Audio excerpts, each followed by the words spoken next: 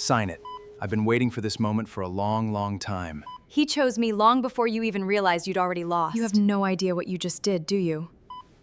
You signed those papers this morning. I want you to know I already knew and I let you.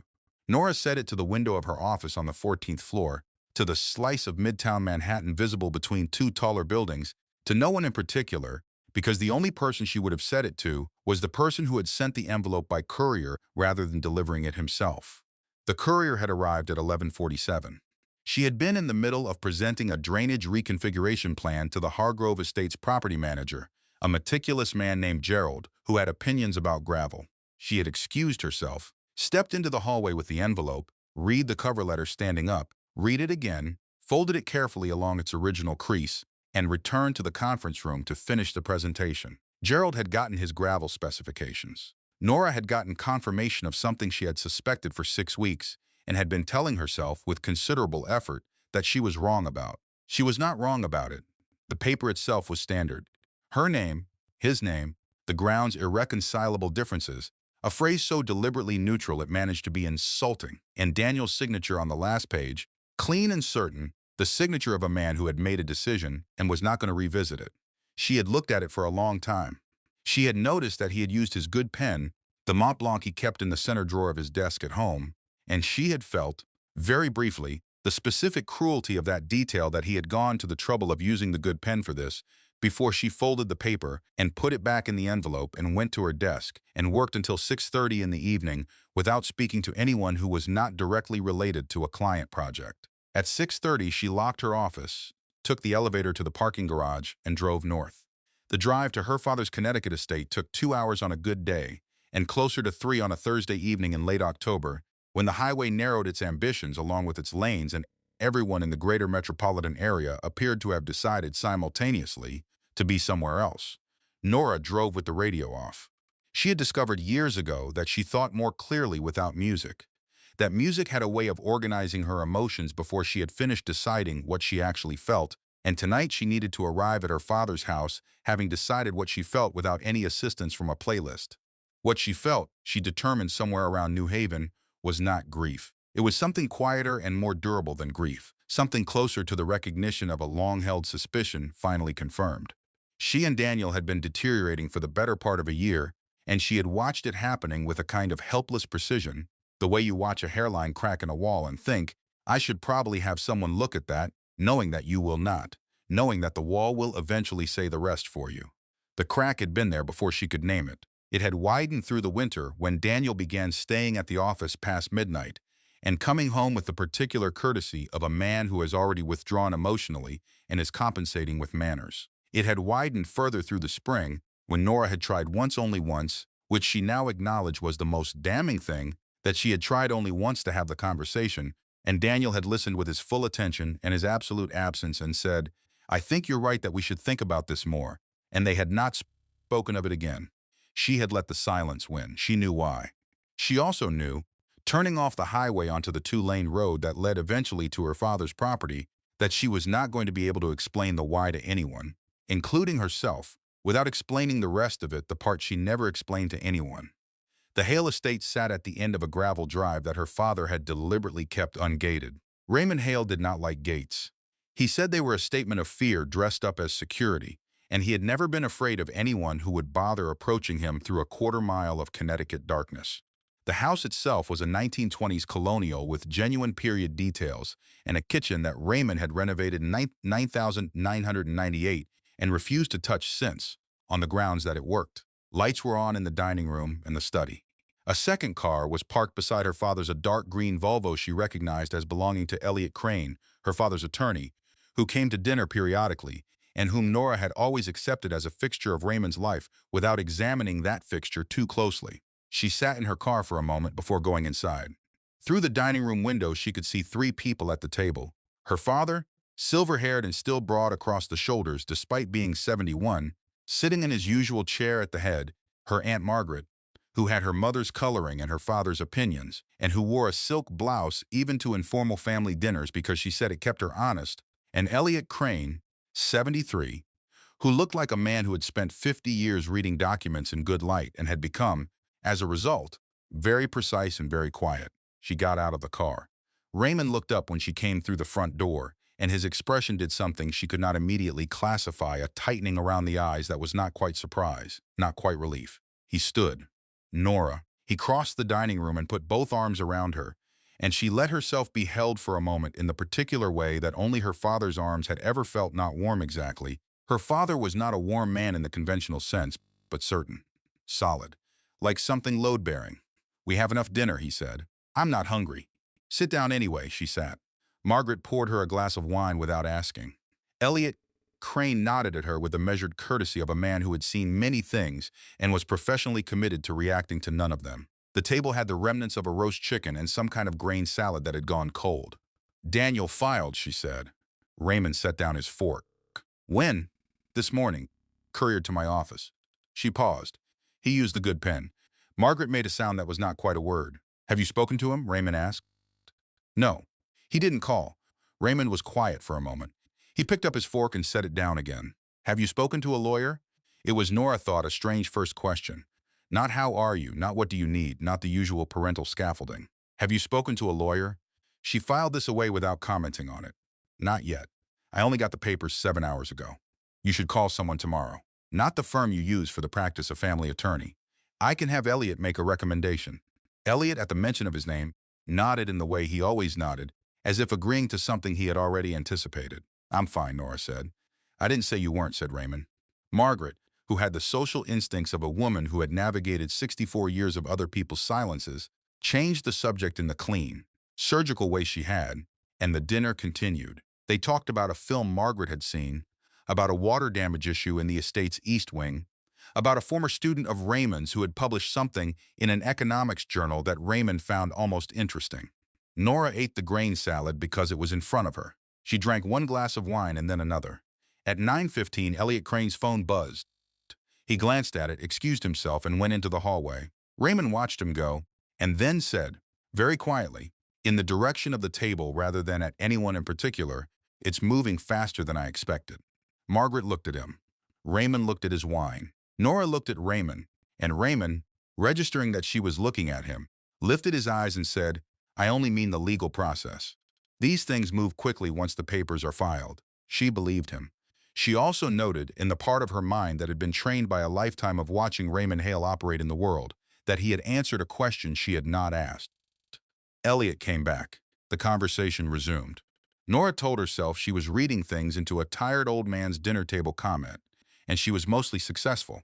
After dinner, Raymond made coffee and they sat in the living room, and at 11 Elliot said his goodbyes with the same measured courtesy he had extended at the beginning of the evening, and Margaret announced she was going to bed in the blue room, and Raymond walked Nora upstairs to her childhood bedroom with the same ritual he had observed since she was small, not tucking her in. She was 38 years old, but standing for a moment in the doorway as if confirming that she was there and safe. "Sleep," he said. "I know how sleep works, Dad, then do it." He closed the door. She lay in the dark of a room she had not slept in for 4 years, looking at the ceiling, which still had the small water stain in the upper left corner that she had always thought looked like a running fox. The house was quiet. And then gradually, not quiet, the study was directly below the guest bedroom, and through the floor she could hear, very faintly, the murmur of 2 male voices. Her father had gone back to his study. Elliot Crane had not apparently left. She lay still and listened. She could not make out words. She could hear the rhythm of exchange, question, pause, answer, a longer exchange, a pause that felt like a document being reviewed, and then, unmistakably, the low mechanical whir of the study's document printer, running for a very long time. She counted. 90 seconds. Long enough, she thought, for something substantial. She closed her eyes. She told herself it was none of her business. She told herself this with the practiced ease of someone who had been telling herself that particular thing for most of her adult life, and eventually, somewhere around midnight, she slept. 4 days after the papers arrived, Nora sat in the office of a family attorney named Patricia Sung on the 31st floor of a building on Lexington Avenue, and listened to Patricia describe the financial disclosure requirements of a New York divorce, proceeding with the calm efficiency of a woman who had explained this particular process to this particular kind of person, composed. Dry-eyed, clearly operating on insufficient sleep more times than she could count, Patricia had a reputation in the legal community for being direct, and she was. She laid out the timeline, the asset categories, the anticipated stages of the process, and then she opened the preliminary financial disclosure that Daniel's attorney had filed along with the petition and began to read. She read for a while. Then she stopped. She read a section again. "Miss Hale," she said, "I need to ask you about something." Nora looked up. Patricia turned the document around and placed it on the desk between them, pointing to a paragraph near the bottom of the second page. "This clause here, it's in the ownership structure of Voss Technologies. Do you see it?" Nora read it. She was not a corporate attorney, but she was an intelligent woman who had grown up around a man who believed that reading documents carefully was the most important skill a person could develop, and she read the clause twice before she said anything. It described a right of first review held by an undisclosed third-party entity, identified in the clause only as HMH Partners, LLC, over any significant equity transaction affecting the company's ownership structure. The language was specific. Right of first review applied to any transaction representing more than 12% of total equity, including but not limited to transfers incident to marital dissolution proceedings. "I've never seen language like this in a private company of this size," Patricia said. She was not alarmed, exactly, but she had the focused attention of someone who has encountered an obstacle they did not expect in terrain they know very well. "It's not unusual for a company to have certain review clauses in its operating agreement, but this one is unusually broad, and the fact that it explicitly covers divorce-related equity transfers suggests it was inserted with some deliberateness." "Who is HMH Partners?" Nora asked. "That I don't know yet. We'd need to do some research. But the relevant question for our purposes is, do you have any idea who this third party is or how they came to hold this position in your husband's company?" Nora sat with the question for a moment. HMH. She turned the letters over. "No," she said, and this was true. She did not know who HMH Partners was. She had a feeling, not a thought, not yet, but a feeling, the kind that settles in the chest before the mind has organized itself enough to name it. But a feeling was not knowledge, and she was not going to say anything she could not support. "I'll have my associate begin the research," Patricia said. "It may take a few days." Nora left the building with the particular unsettled clarity of someone who has learned something without yet understanding what it means. She walked south on Lexington for 6 blocks before she stopped, stood on the sidewalk in the gray October air, and called her father. He answered on the second ring, which was typical. Raymond Hale always answered on the second ring. He said answering immediately suggested eagerness, and not answering promptly suggested carelessness, and he had managed to be neither for 7 decades. "How are you feeling?" he said. "I'm fine. Dad, what does HMH Partners stand for?" A pause. Not a long one. Approximately 1 second. "Where did you come across that?" There it was. She had expected denial or genuine confusion, and she had not received either. She had received a question, which was Raymond Hale's most reliable tell. When he did not want to answer something, he asked a question instead. She had known this since she was 11 years old. The financial disclosure from Daniel's attorney. It's in Voss Technologies' ownership structure. They hold a review clause over equity transactions. Nor What does HMH stand for, Dad? Another pause. Longer. Hale Meridian Holdings. She stood on Lexington Avenue with this information for a moment. The traffic moved. A woman passed her walking 3 dogs of divergent sizes. The city continued to operate without consulting her about whether this was a convenient time for it to do so. "How long?" she said. "This is a conversation we should have in person." "Dad, how long have you held a position in Daniel's company?" He was quiet for 4 seconds, she counted. "Since before you were married," he said. "Nora, I need you to let me explain." "I'll come this weekend," she said. "Don't explain anything over the phone." She hung up. She stood for another moment. Then she walked back to her office and worked until 7, because there was nothing else to do with her body, and her body needed something to do. On the other side of Midtown, in the glass and steel tower that housed the headquarters of Voss Technologies, Claudia Voss was sitting in her office with her door closed and a document on her desk that she had read 4 times and was reading a 5th. The letter had arrived that morning from HMH Partners, LLC, through the company's legal address, and it was written in the particular register of legal correspondence that manages to be perfectly polite while being explicitly threatening a request for board-level financial disclosure under the review clause. Triggered, the letter stated, by the pending dissolution proceedings noted in publicly available court filings.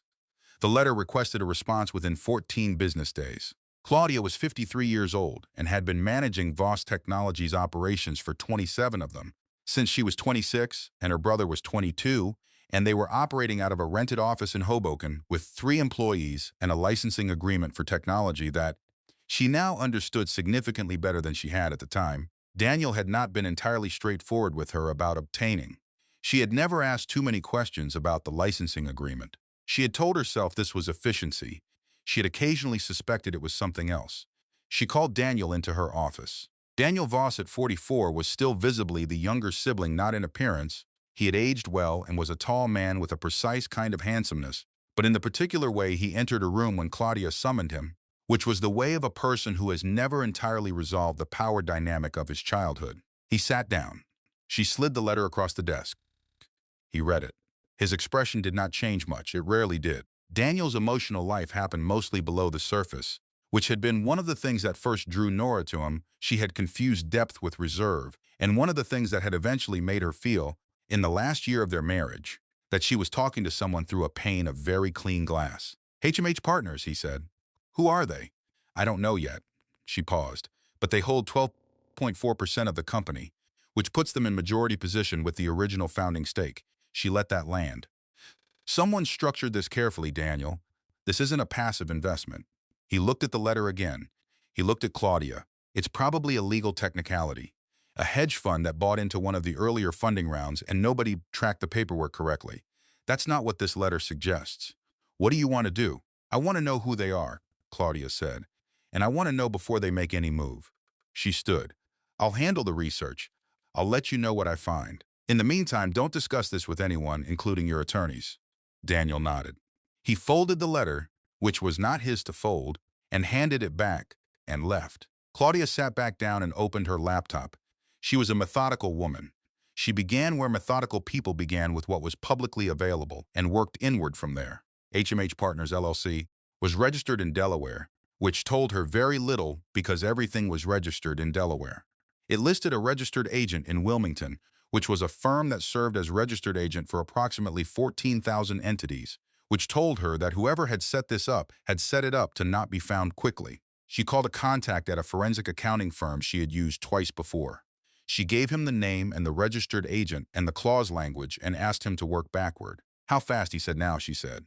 She hung up and looked out her window at Midtown Manhattan, 30 floors below, and thought about the licensing agreement and about Arthur Voss and about a conversation she had tried to have with Daniel once, in 2019, that Daniel had declined to continue by simply not responding to her emails about it for 2 weeks until she had stopped sending them. She had told herself then that some things were better left where they were. She was no longer sure she had been right. That evening, Daniel called Nora. He had not called her since the papers were filed. She almost did not answer. She answered. I wanted to make sure you received everything, he said, which was the most Daniel sentence she had ever heard him say. Administrative, careful, the sentence of a man who was managing a situation rather than inhabiting it. I received it, she said. Are you? He stopped. He started again. Is there anything you need? From you? Nora. Daniel. She heard herself say his name and heard in it something she had not intended, not anger, something softer and more complicated than anger, something that sounded, to her own ear, like grief that had decided to hold its shape and not embarrass itself. I'm fine. I have an attorney. The process is in motion. Is there something specific you called about? He was quiet for a moment. I wanted to hear your voice, he said. She closed her eyes. That's not fair, she said. I know. You don't get to want to hear my voice, Daniel. You sent me a courier, I know, he said again. They were silent for a moment, both of them on the phone with the silence between them, which had always been the most honest part of their communication, the part that said the things neither of them would say with words. She thought about the window she had been standing at when she said the things she would have said to him if she could have. You already knew. And I let you. And she thought about the clause and HMH Partners and her father's voice on the phone that afternoon saying Hail Meridian Holdings with the careful, contained tone of a man who had been waiting to say it and had not intended to say it quite yet. Go to sleep, Daniel, she said. Nor good night. She hung up. She sat in her apartment, in the chair by the window that was hers and had always been hers, because Daniel had never liked that chair. He found it too low. It was not a chair designed for a tall person's idea of comfort. And so in all the years of their marriage it had remained hers, entirely hers, the one piece of furniture in the apartment she had never had to negotiate, and she sat in it and felt the weight of the day and did not cry, because she had decided weeks ago that the crying portion of this particular event was over, and she was honoring that decision. In her Voss Technologies office, Claudia's phone rang at 11:45 at night. It was her forensic accountant. 4 layers of shell companies, he said. but the fifth layer has a name. HMH Partners traces to Hale Meridian Holdings, which is registered in the Cayman Islands, which is managed through a Connecticut family office. He gave her the address. The primary beneficial owner of record is a Raymond Emerson Hale. Claudia sat very still. She took a notepad from her desk. She wrote down the name. She stared at it. "Thank you," she said. "Send me everything." She hung up. She wrote the name again, because sometimes writing something twice made it more real, or at least confirmed that your hand had not made an error. Raymond Emerson Hale. She knew the name. Everyone with any memory of the technology licensing world of the early 1990s knew the name. Though it had faded over the decades, the way names fade when the person bearing them stops seeking attention. She knew the name, and she knew the associated history, and she sat for a long time in her office on the 30th floor with the notepad in her hands and thought about what it meant that Raymond Hale was the silent majority stakeholder in her brother's company. Then she thought about what it meant that Raymond Hale's daughter had been her brother's wife. Claudia called Raymond Hale's Connecticut office on a Tuesday morning, having obtained the number through the registered agent, and identified herself as the Chief Operating Officer of Voss Technologies, extending a professional courtesy. Raymond's assistant put her through within 30 seconds, which Claudia noted. Men who made people wait on the phone were performing power. Men who answered quickly had nothing left to prove.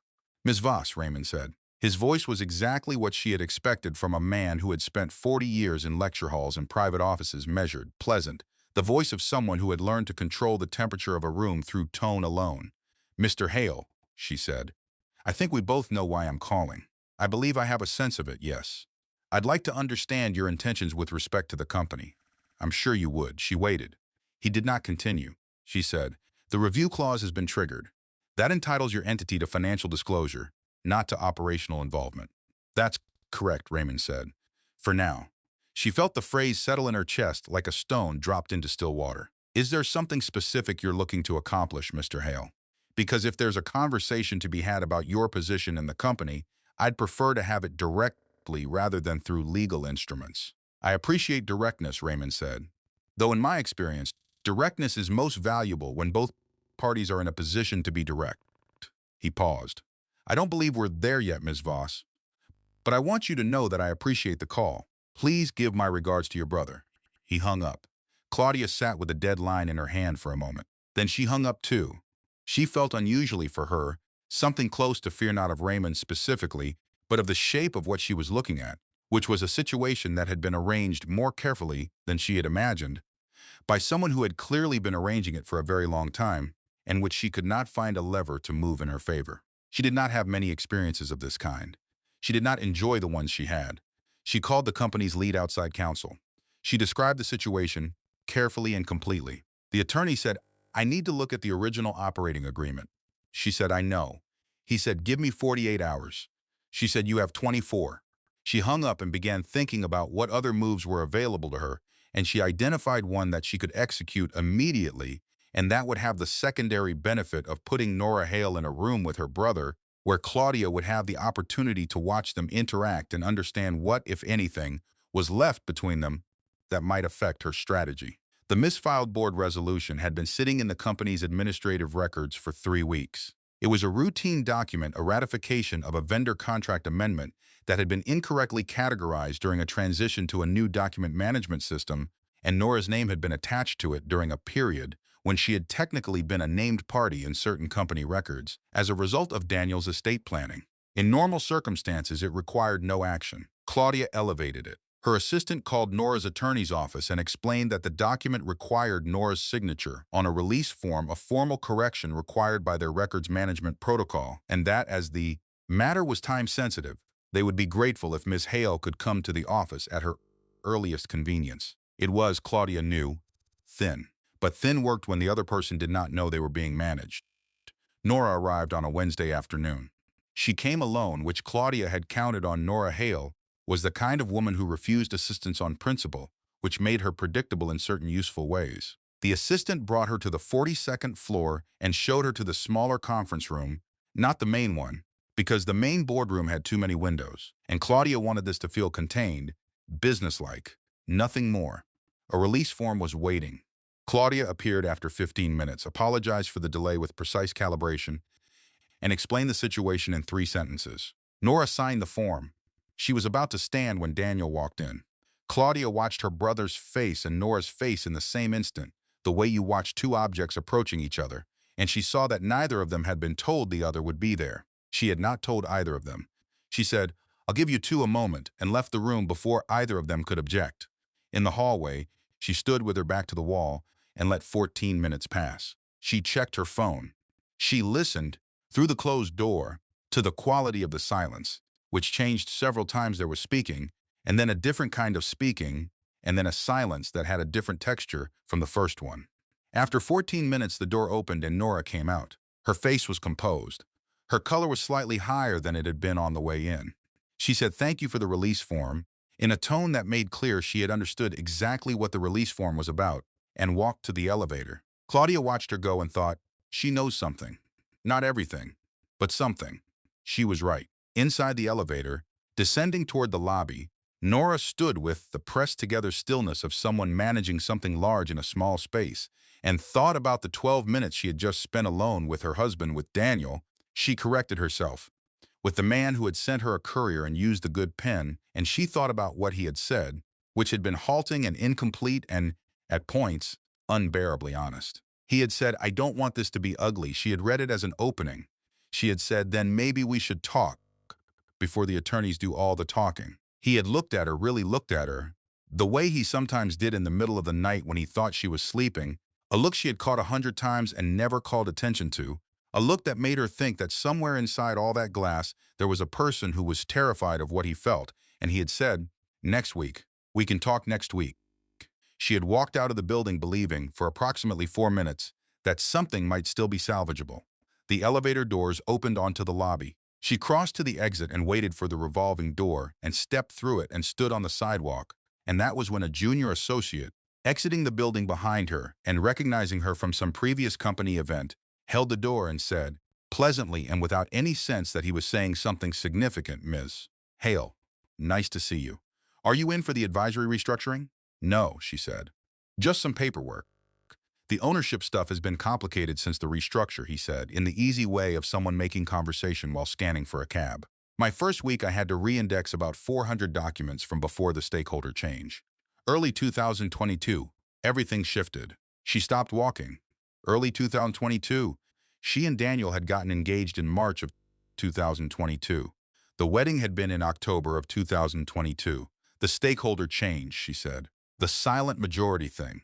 I don't know all the details above my pay grade." He spotted a cab and raised his hand. "Good seeing you, Miss Hale."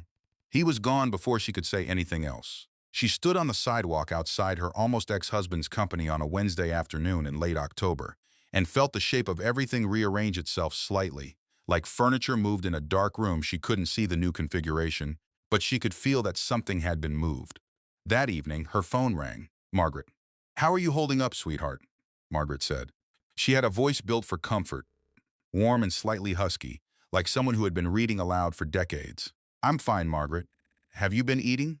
"Yes. Actually eating, or professional woman eating, where you have 2 crackers and call it a meal because you were too busy to." "Actual food," Nora said. "I had pasta. I had vegetables. I'm eating." "Good." Margaret paused in the way she paused when she was deciding whether to say the thing she was thinking or the thing she had prepared. "I talked to your father today." "How is he?" "He seemed preoccupied, more than usual." Another pause. "Nora, I want you to know that whatever you're going through, your father has been. He's always watching out for you, in his way. I know it doesn't always feel like it. I know he's not the most." She stopped. She tried again. "Your father has been watching over that marriage since before it started. I want you to know that." The sentence landed oddly. Not comforting. Something else. Nora turned it over. "What does that mean exactly?" "Just that he cares. He's always cared. He's just not built to show it the way other people are." "Margaret, sweetheart, that's not what you started to say." A longer pause. "Go see him this weekend," Margaret said. "He should tell you himself." "I'm not. There are things that are his to tell, not mine." Her voice had changed, gone slightly tighter, the way voices go when a person is choosing words with unusual care. "Just go see him. Take the weekend." Nora said she would think about it. She said goodnight. She sat in her chair, the low one by the window, and closed her eyes and went through the day in order. The conference room, Daniel's face, the 12 minutes, the lobby, the associate, early 2022, Margaret's voice. Your father has been watching over that marriage since before it started. And then, without intending to, she was back somewhere else entirely. She was at the rehearsal dinner.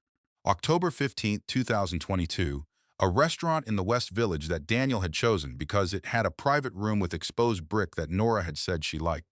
She was standing near the entrance with a glass of champagne, and she had looked across the room and seen her father standing at the far end, near the emergency exit. Why did he always gravitate toward emergency exits? She had thought at the time, and next to him, Elliot Crane, who was not supposed to be at the rehearsal dinner, who had not been invited to the rehearsal dinner, who appeared to have simply materialized there in the way Elliot materialized places when Raymond needed him to.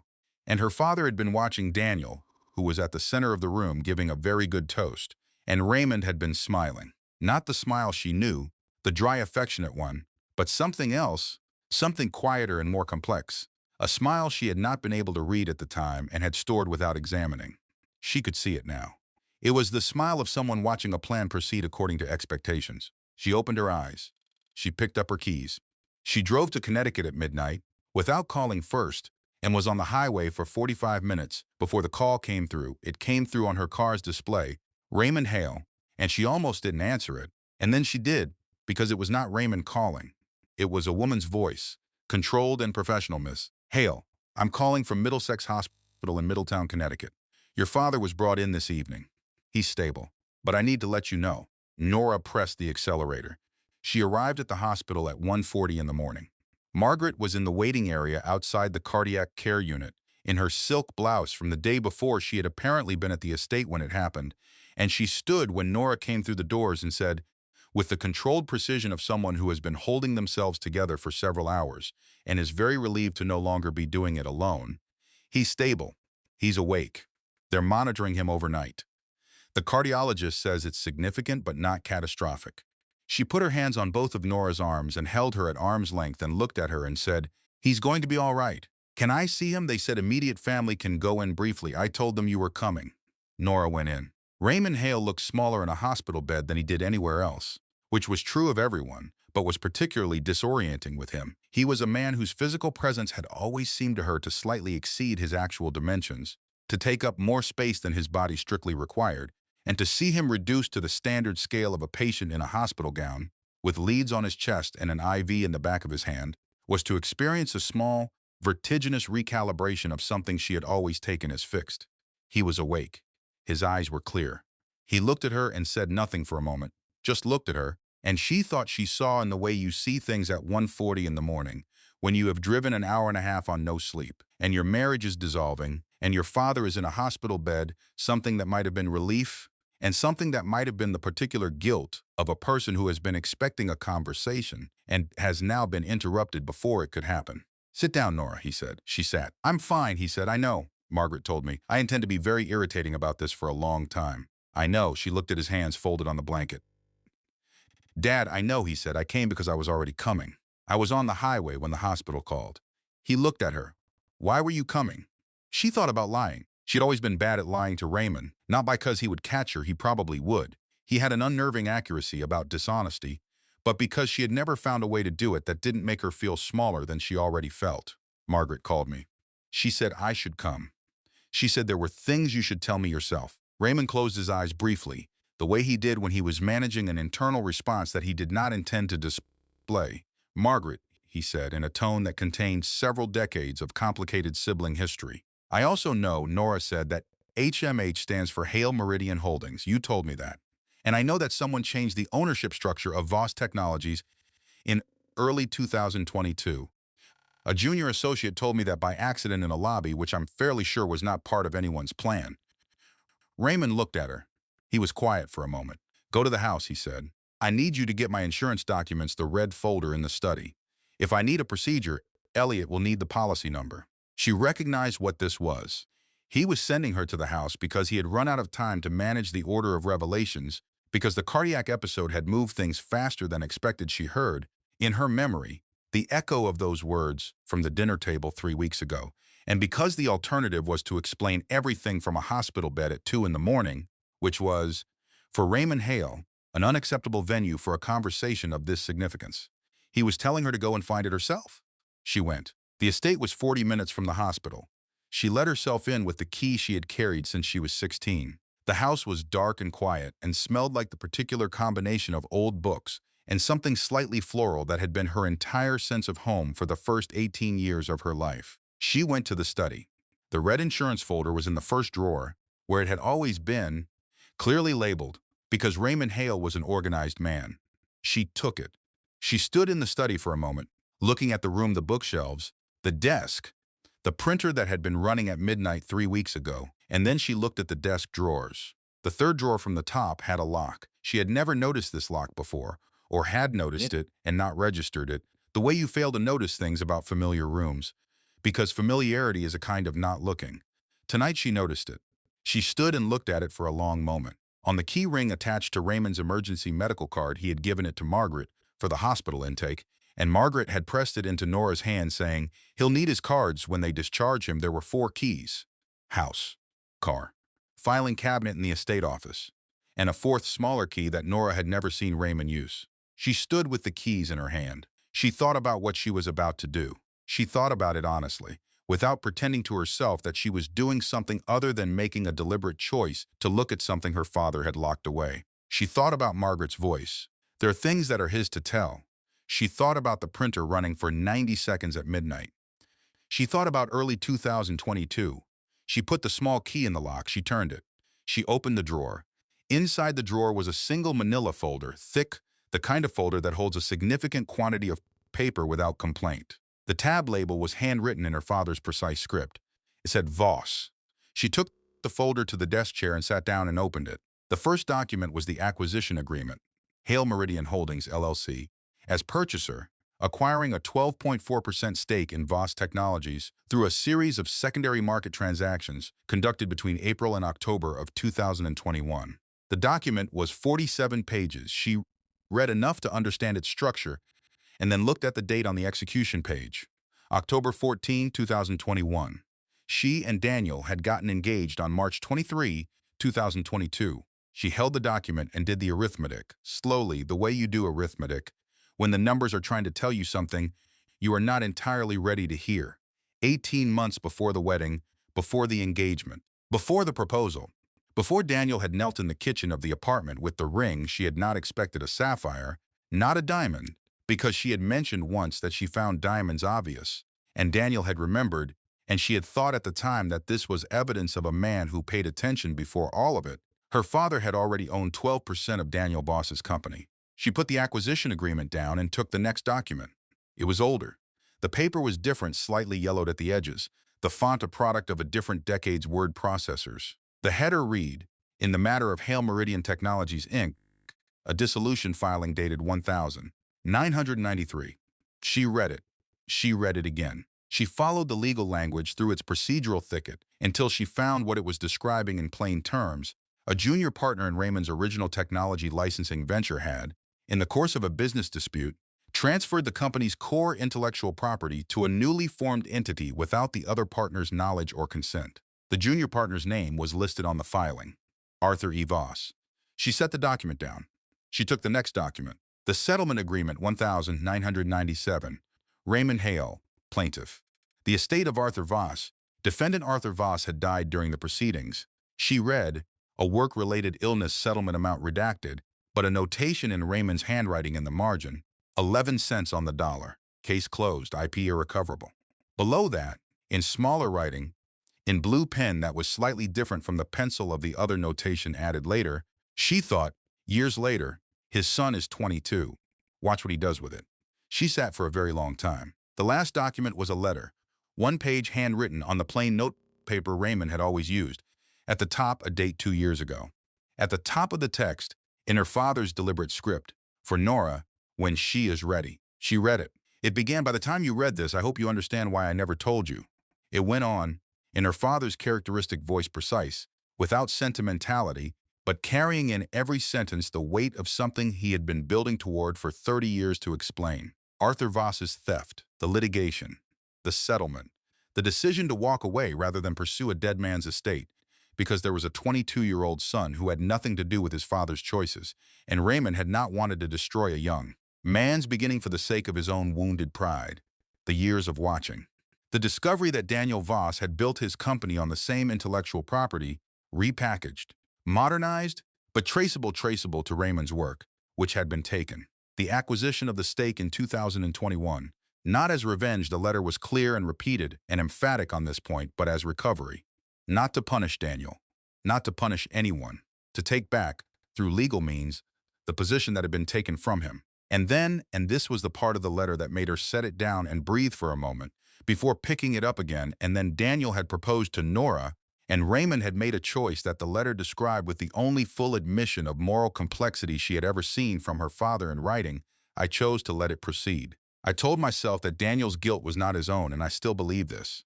I told myself that you were in love, and I believe that too, but I did not tell you. And the not now was entirely about protecting you.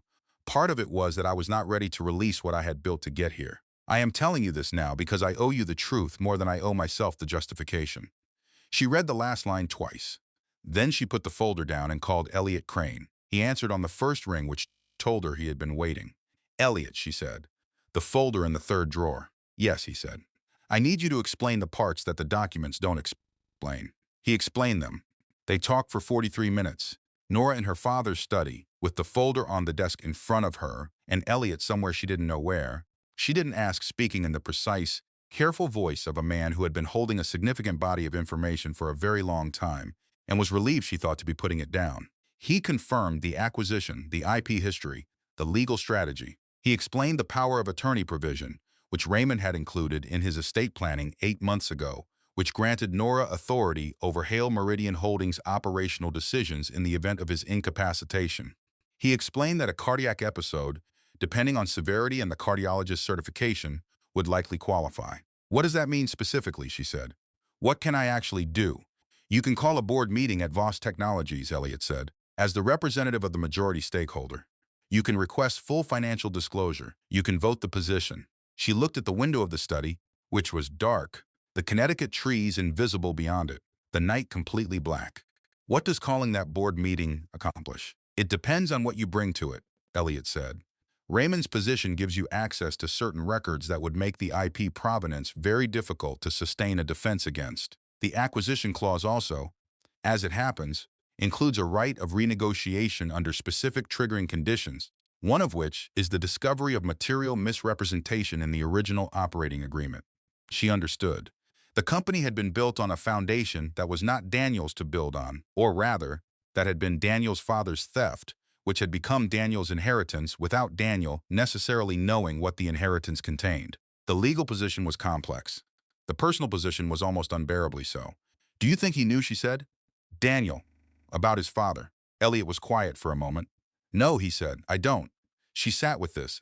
Elliot, she said, if I accept the power of attorney, if I formally register that I'm acting in my father's capacity, what does that require me to acknowledge? You would need to file as Raymond's legal representative, he said, which means identifying yourself publicly, in the board record, as the principal heir of Hale Meridian Holdings. He paused. It means accepting the title, Nora, for the purposes of this action. She looked at the folder, at the settlement agreement, at the notation in her father's handwriting, 11 cents on the dollar, at the date on the acquisition agreement, October 14, 2021, at the letter. She thought about what she was. She thought about who she had spent 15 years not being. She thought about the woman who had gotten divorced in this same month and who had built a landscape architecture practice from nothing, and who had married a man because he seemed to have done the same, and she had found that, in him, a mirror of the person she was trying to become. And she thought about what it meant that the mirror had not been clean. She thought about walking into a boardroom. She thought about the person she would walk out as. Where are you right now? She said to Elliot. 20 minutes from the estate. I need you to bring the power of attorney document. I have it with me, Elliot said. Of course he did.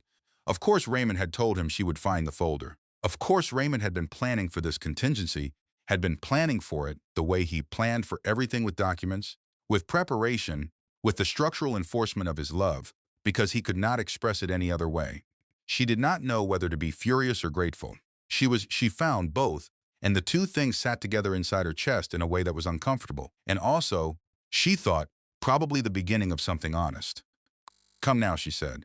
Elliot arrived 22 minutes later. He came in, accepted her offer of coffee with the practiced ease of a man who had spent decades in other people's difficult moments, and placed the power of attorney document on the kitchen table without ceremony. Nora read it. She read the relevant provision twice. She looked at the signature line. She signed it. She handed the pen back to Elliot. "Schedule the board meeting for Thursday," she said. "I'll contact the company's registered agent tonight," he said. He paused. "I think this is the right thing." "I think it might be," she said. "I haven't decided yet." She stood. "I need to get back to the hospital. My father is going to be very irritating about all of this for a very long time, and I intend to be there for it." She drove back to the hospital with the signed document in the folder on the passenger seat, and the Connecticut night unfolding its darkness ahead of her headlights, and she thought about Daniel's voice on the phone, saying, "I wanted to hear your voice." And she thought about the 12 minutes in the conference room and what it meant that he did not know she believed Elliot. She believed that Daniel did not know what his father had done, and she thought about what it was going to mean for him to find out. She thought about whether there was a version of Thursday that did not destroy him. She was still thinking about it when she pulled into the hospital parking lot, turned off the engine, and sat for a moment in the quiet with her hands in her lap. Then she said out loud, to nobody, to the dark windshield, "Thursday." She got out of the car. She straightened her jacket. She walked back into the hospital to sit with her father. The morning of the board meeting, Nora wore the charcoal blazer she had bought 3 years ago for a client presentation and had never worn again because Daniel had said it made her look like she was trying to be taken seriously, which she had understood at the time as a compliment and now understood as a very precise description of something he had been subtly discouraging in her for years without either of them naming it. She wore it with dark trousers and flat shoes and no jewelry except her mother's watch, which she wore on days when she needed to remember that she had survived other things. And she took the subway to Midtown because she had decided that arriving in a car service would be announcing something she did not yet need to announce. And because she had always thought better on the subway, she had the folder, one folder, the acquisition agreement, the dissolution filing, the settlement document, and a 2-page summary that Elliot had prepared, clear, factual, organized chronologically, that told the story of the IP from Raymond's original venture in 1991 through Arthur Voss's transfer in 1993 through the settlement in 1997 through the secondary market acquisition in 2021. She had read it 4 times. It was very good. Elliot was very good. Raymond had, at minimum, excellent taste in attorneys. The lobby of the Voss Technologies building at 9 in the morning was its usual efficient self. She went to the security desk and gave her name. She watched the security officer's expression shift, almost imperceptibly, when she said, "Hail, someone had been briefed," or "someone was going to be briefed," or "there was a note in the system." He called upstairs, spoke quietly, and then issued her a visitor badge and directed her to the express elevator to the 40th floor. The boardroom was 1 floor below the executive suites. She rode the elevator with 2 men in their 30s who were discussing a vendor contract and who did not look at her. The boardroom doors were open. She walked in. There were 6 people at the table. 4 board members she recognized from the company's public records, 2 founding investors, a former tech executive, and a financial advisor, plus a woman from the company's outside counsel who sat to the right of the head position with a yellow legal pad, and, at the far end of the table, Claudia Voss. Claudia was dressed in a way that made Nora think she had been planning this encounter since the moment she wrote the name on the notepad. She wore a dark navy suit and the expression of someone who has drawn every line she intends to hold and is prepared to hold them for as long as necessary. She watched Nora come in and take the seat at the head of the table, the majority stakeholders' seat, the seat that the assembled board members were choosing, carefully, not to occupy with the controlled assessment of a chess player who has made their moves and is watching the opponent's opening. "Thank you for accommodating this meeting on short notice," Nora said.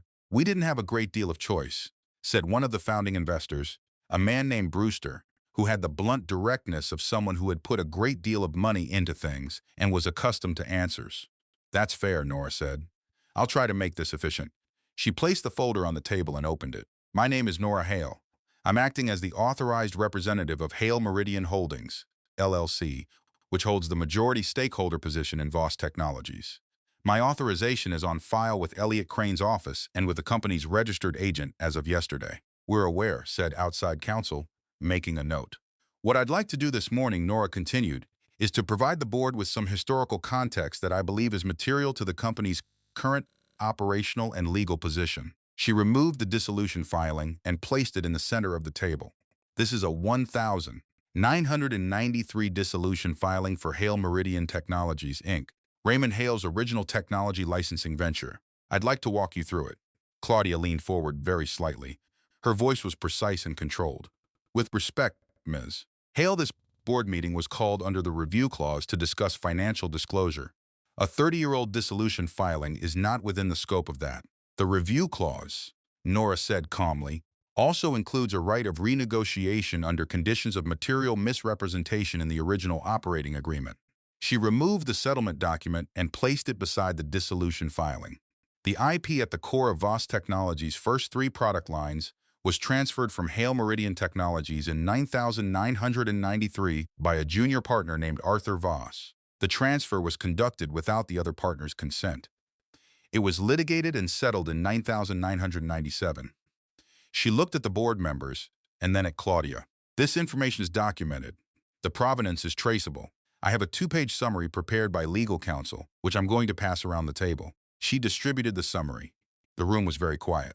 Claudia's expression had not broken, but something had changed behind it. The quality of her focus had shifted, become less strategic and more internal, the way people look when they are computing something rather than performing something. This is a serious allegation, Brewster said. It's a documented history, Nora said. Not an allegation. The records exist. The company as Claudia started. I want to ask about the board resolution from 2 weeks ago, Nora said. Resolution 2026-47, the vendor contract amendment ratification. She looked at outside counsel. Do you have that resolution in the record? Outside counsel checked her files and produced a copy. Nora took it and placed it on the table. The resolution, as drafted, ratified Hale Meridian Holdings' majority position as the anchor stakeholder in perpetuity, pending any successful challenge under the company's original operating agreement. She looked at Claudia. That language was inserted during a reformatting of the document management system. It wasn't intentional on anyone's part. I don't think it was intentional, but it was ratified by the full board. She waited a beat, including you, Ms. Voss. Claudia was still. The stillness of a person who has just seen a door close. That resolution means, Nora continued, keeping her voice even and her hands flat on the table, that any challenge to Hale Meridian's position would need to first successfully invalidate a board-ratified document, which is a longer, more expensive, and more public process than I think any party at this table wants to pursue. She looked at Brewster, then the other board members, then back to Claudia. What I'm proposing is not a hostile takeover. I'm not here to dismantle anything.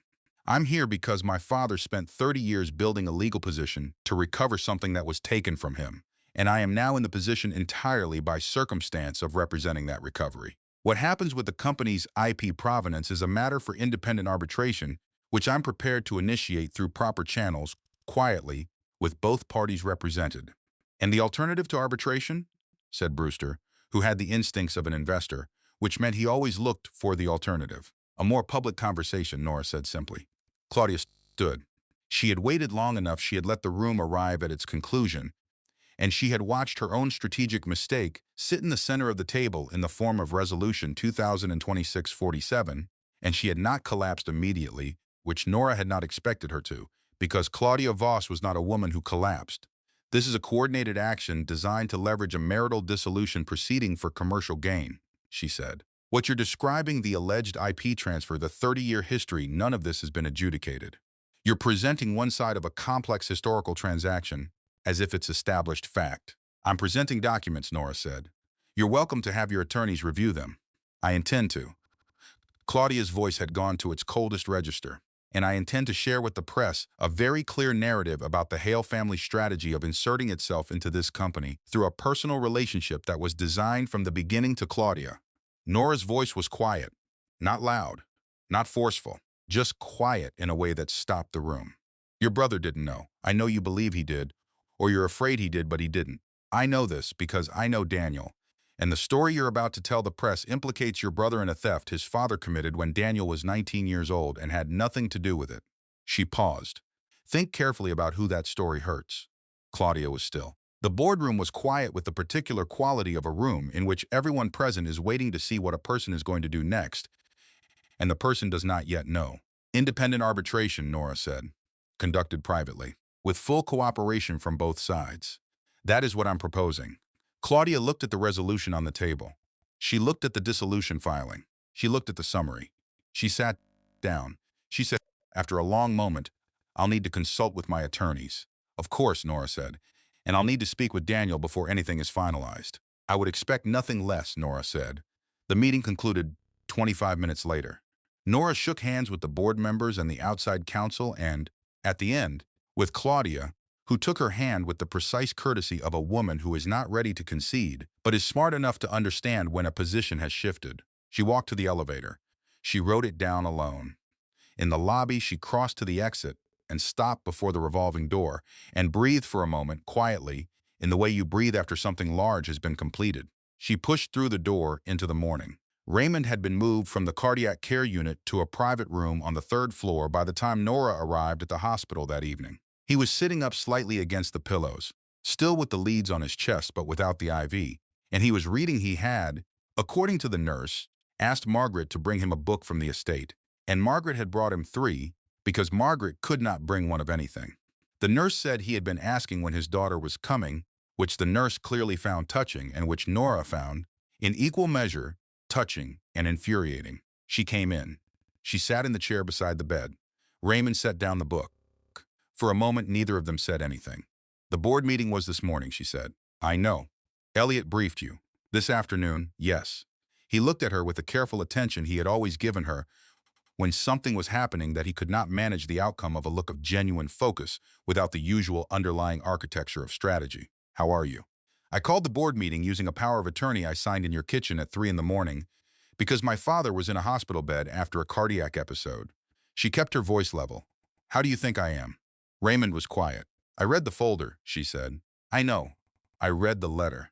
He looked away briefly, toward the window, and she saw the thing she had waited 38 years to see on her father's face without knowing she was waiting for it, not regret, which was too simple, but something more complex, the expression of a person confronting the full cost of choices they still believe were right, which is a different thing from justification, and much harder to wear.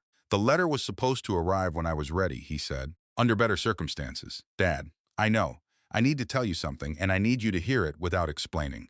She waited until he looked at her. "I understand why you bought the position. I understand the history. I understand the IP and the settlement and what Arthur Voss did. And I understand that you waited 30 years and that you made choices about how to recover what was taken from you that were within your legal rights." She paused. "I also need to tell you that I walked into my marriage not knowing that my husband's company had your name attached to it. I need you to hear that I went through 2 years of a deteriorating relationship and 6 weeks of a separation and a courier envelope with a divorce filing in it without knowing the full picture. And that some part of this, not all of it, not most of it, but some part of it was harder than it needed to be because I was operating without information that you had." Raymond was quiet for a long moment. "Yes," he said. She waited. "You're right," he said. He said it without qualification, without the usual buffer of context or explanation, and it arrived with the particular weight of words spoken by someone who is not accustomed to saying them. "I kept you uninformed. I told myself it was to protect you, and I believe that was true, and I also know that it was not the only reason." He looked at his hands. "I was not ready to release what I had built. I convinced myself that the two things were compatible, that I could protect you and keep my position intact, and that eventually the timing would resolve itself. I was wrong about the timing." She looked at him. She looked at the man in the hospital bed who had spent 40 years arranging the world around his daughter from a careful distance, and who had mistaken structural protection for connection, and she felt something shift in her chest, not forgiveness exactly. Nothing as clean as forgiveness, but something that was the beginning of seeing him as a person rather than a force, which was perhaps the only honest place to start. "I'm angry at you," she said. "I know. I'm going to be angry at you for a while. I would expect nothing less." The ghost of his dry smile appeared and retreated. "You've always been very efficient about your anger." She almost smiled. She stopped. She tried again. "I also know why you did it. I know what the letter says. I know that 11 cents on the dollar is not a number you walk away from easily, and I know that watching someone build a company on what was taken from you I know that's a different kind of loss." She looked at his hands. "I just needed you to know that I know all of it." Both things. "Both things," he said. "Yes." They were quiet together for a while, in the particular silence of two people who have said the necessary things and are letting them settle. It was not a healed silence. It was the silence of something that had been named for the first time and was now taking up its proper space in the room. Her father picked up his book and set it down again. She looked at the window, at the hospital's exterior lights beginning to come on in the October dusk. The arbitration, she said. Elliot and I have agreed on a firm. I'll send you the information. All right. I also want you to know, she said, that when they discharge you, and after you've been appropriately terrible to the cardiologist about your diet, I'm going to need you to have a very honest conversation with me about Hail Meridian, what it is and what it does and what my role is, if I'm going to have a role.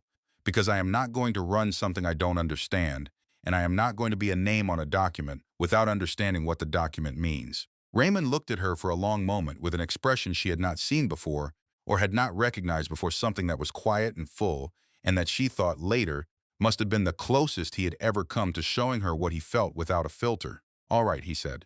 She nodded. She gathered her things. She stood. She kissed him, briefly, on the forehead, something she had not done since she was very small, something that felt both odd and correct, and said, "Rest." "I'm in a hospital," he said. "Resting is rather unavoidable." She walked out. She was in the lobby when Daniel walked in. She stopped. He stopped. He had not called ahead. He looked like a man who had spent the day making and abandoning plans and had eventually simply gotten in his car, which, she thought, was the most honest thing he had done in months. He was wearing the jacket he always wore when he wasn't sure what the day was going to require of him, dark blue, slightly too formal for the occasion, and he looked at her across the hospital lobby with the expression of someone who has been practicing what they were going to say and has lost it completely in the moment of needing it. "Claudia called me," he said. "I assumed. She told me about the board meeting. She told me about stopped. She told me about my father." Nora looked at him. He looked unmade, in the specific way of someone whose foundational story has been taken apart. She recognized it because she had felt something similar standing in her father's study at 3 in the morning with a folder on her lap. And she found, to her own surprise, that recognizing it in him produced not satisfaction but something closer to sorrow. "Did you know?" He said. "No, I didn't either."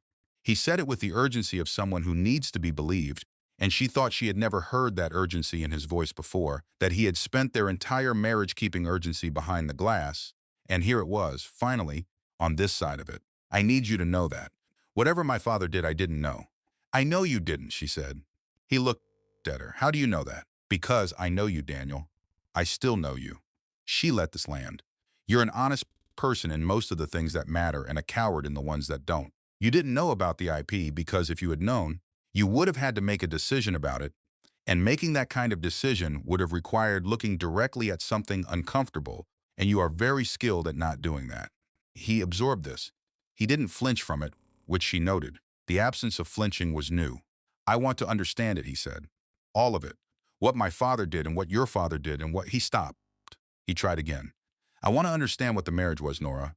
From the beginning. Was any of it?" "The marriage was real," she said. "Whatever my father was building around us, the marriage was real. My feelings were real." She paused. "Yours?" He looked at her and said, "Yes," without qualifying it. She looked at him for a long moment. The lobby moved around them. Hospital traffic, a family crossing toward the elevators, an orderly with a cart. She said, "You sent me a courier." "I know. You could have called. You could have come to my office. You could have sat across from me at a table and said, 'I think we're in trouble and I don't know how to fix it,' which would have been true, and which I don't know what I would have done. But you gave me the option of choosing by making me a document." She watched his face. "Why?" He was quiet for a moment that was long enough to be honest. "Because I was afraid," he said, "that if I said it out loud, you would look at me, and I would see that you'd already gone somewhere I couldn't reach, and I couldn't take that. So I removed myself from the moment. I let the document say it." He looked at the floor. "I know that was a failure." "It was the largest one," she agreed. "I'm not going to tell you that I can undo it," he said. "I'm not going to promise things I don't know if I can deliver." He looked up. "But I need you to know that I've been sitting in our apartment for 3 weeks in your chair, because it's the only place in that apartment that still feels like you, and I don't know what to do with what I did." She stood with this for a moment. Her chair, the low one by the window that he had always said, was not designed for a tall person's comfort. 3 weeks of her husband sitting in her chair in a room she had left and thinking about what he had done. "You should go see my father," she said finally. He looked up, surprised. "Not tonight. He's tired." "But you should go see him." She paused. "You should hear the history from someone who actually lived it. And Raymond should have to look at you and say what he did directly, instead of writing letters for locked drawers." Daniel absorbed this. He said slowly, Are you telling me to go see your father so that someone in this situation has to be uncomfortable? I am telling you to go see my father because the two of you have a conversation that needs to happen, and neither of you will initiate it without being pushed. She picked up her bag, and possibly also the other thing. He almost smiled. Not quite, but almost. The shape of the almost was very familiar to her, and she looked at it for a moment the way you look at something you thought you had lost and find still there, battered and specific and undeniably itself, and she thought about everything that would need to happen before this could be anything, and she thought that it was too early to know if everything was possible, but that everything was, at minimum, worth the attempt. I'm not going to ask you to make me any promises tonight, she said. I'm not going to make you any either. All right. But I'm telling you that I know the difference between a marriage that was over and a marriage that failed because two people were afraid to say the thing they meant. She looked at him. This was the second one. He held her gaze. What do we do with that? She thought about it. She thought about everything she had found in the past 3 weeks in a folder in a locked drawer, in a hospital room, in a boardroom where she had arrived alone with one folder and walked out as someone she was still in the process of understanding. She thought about the name on the power of attorney, which was her name, which was her father's name, which was a thing she had spent 15 years refusing and had signed at 3 in the morning in a kitchen in Connecticut without hesitation because the situation had asked her to be the person she was and she had found, to her genuine surprise, that she could. We sit with it, she said. We don't paper it. We sit with it and we find out what's real. She shifted her bag on her shoulder. I'll call you. Okay, he said. She walked past him toward the exit. At the revolving door, she stopped briefly without turning around. Daniel. Yeah, you were right in the conference room 3 weeks ago. It shouldn't be ugly. She pushed through the door. That was always the one thing you got right. She walked out into the October evening, into the parking lot, into the particular quality of darkness that comes after a day that has changed the shape of everything. The next 6 weeks were not straightforward. Nothing about any of it was straightforward, and she did not expect it to be, and the not expecting it made it slightly more manageable than it would otherwise have been. Raymond came home from the hospital on a Tuesday, was irritating about his medication for the first 3 days, and then settled into a period of cooperation so unusual that Margaret said he had clearly frightened himself more than he'd admitted.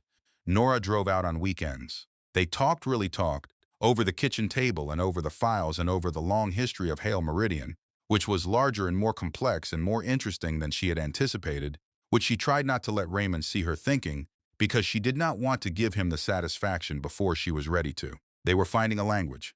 It was slow. It required, on her part, the deliberate suspension of the story she had always told about Raymond, the story of a man who expressed love as control, and the replacement of it with something more complete and more uncomfortable, which was the story of a man who had expressed love as protection, because protection was what he knew how to build, who had built it at the cost of telling her the truth, and who was now, at 71 in post-cardiac episode, trying to learn a different way of being her father. It was imperfect. She told him so regularly. He accepted this with more grace than she had expected, which she thought was its own kind of change. Margaret came to dinner in the 3rd week and sat across from Nora at the kitchen table and said, without preamble, I should have told you more, years ago. I kept telling myself it was Raymond's story to tell, and that was true, but I also kept telling myself it because it was easier than having the conversation. She put both hands flat on the table, a gesture Nora recognized as Margaret's version of bracing for impact. I benefit from your father's position, the apartment, the transfer. I have been telling myself for 30 years that I'm separate from it, and I'm not, and I knew it, and I let it stand. She looked at Nora directly. I'm sorry.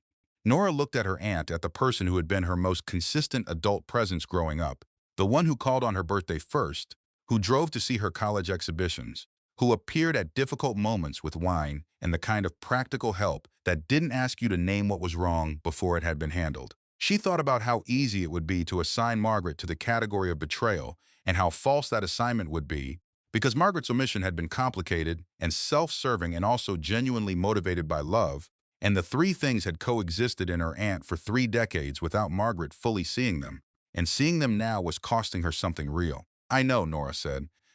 I'm not going to pretend it didn't matter, but I know. Margaret let out a breath. Good, she said in the voice of someone who had been holding that breath for a while. They did not hug, which was correct. They ate dinner, which was also correct. And at the end of the evening, when Margaret put on her coat to drive back to the city, Nora walked her to the car and Margaret held her face briefly in both hands, the way she had when Nora was small, and said, "You're going to be all right, sweetheart."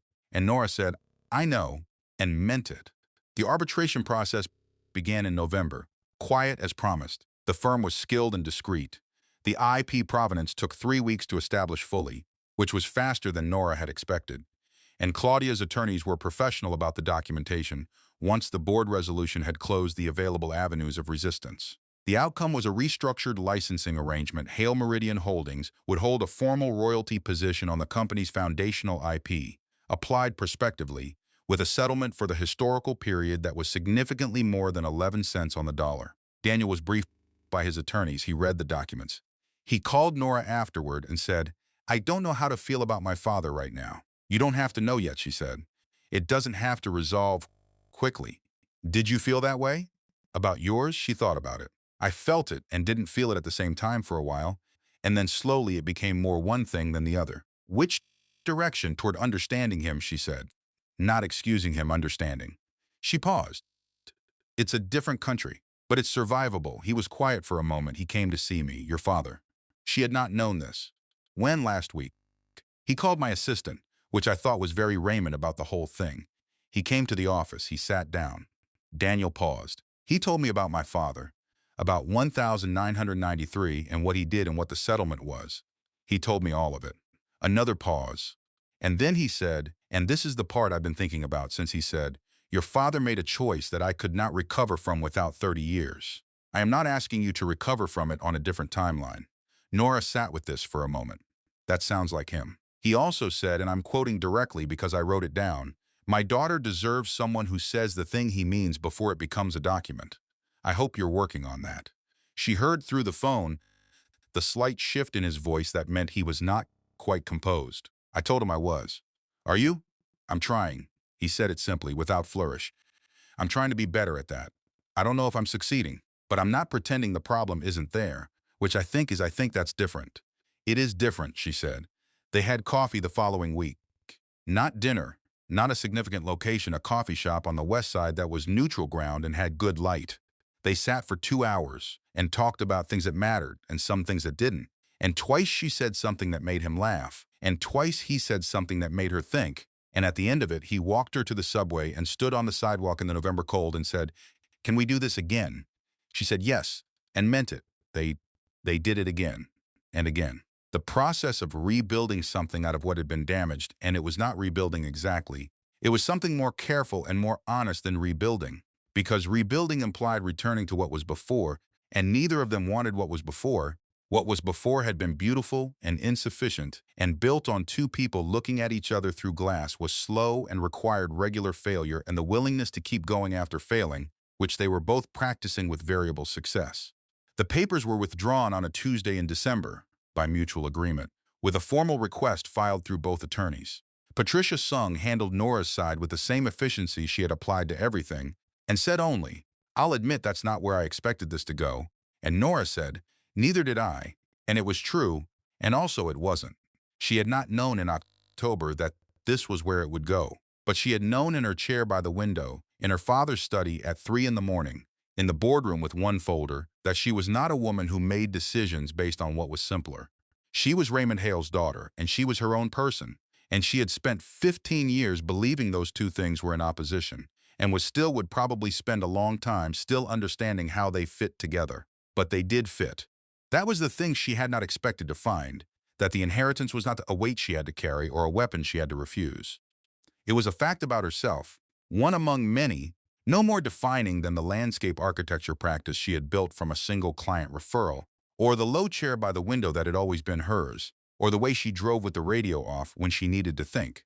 She was Raymond Hale's daughter, and she was Nora Hale, and she was learning, slowly, how to stand in both places at once without either one requiring her to give up the other. In January, on a Sunday morning, she drove to Connecticut with Daniel. He had asked if he could come, which she had found both endearing and slightly ridiculous. Of course he could come. She had said, "You're not being audited, we're having lunch," and he had said, "I know, I just wanted to ask properly," which was exactly the kind of thing he was learning to do, the small acts of deliberateness that meant the opposite of a courier.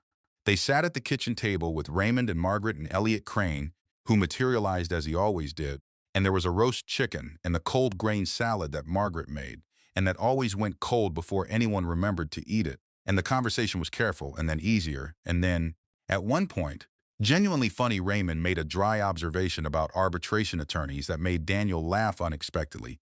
A real laugh, and Raymond looked at him afterward with the same quiet, complex expression that Nora had seen at the rehearsal dinner and that she could read now, finally, for what it was. Not a plan proceeding according to expectations.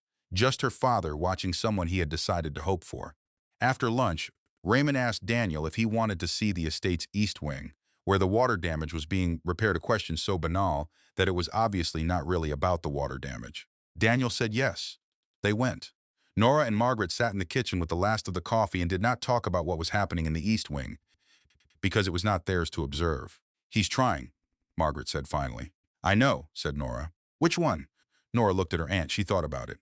"Both of them," she said. Margaret nodded.